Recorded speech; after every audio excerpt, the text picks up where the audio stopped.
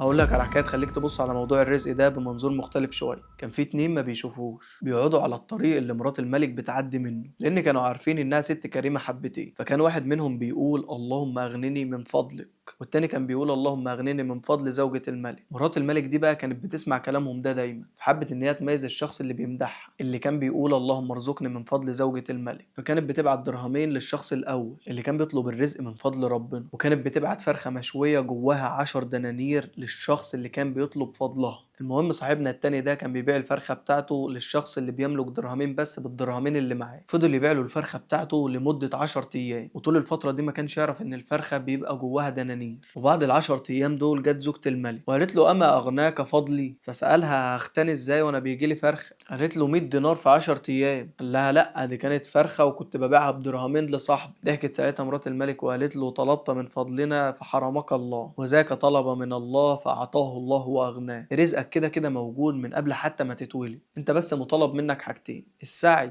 والتوكل على الله. وبس كده. فولو لو عايز تشوفني تاني.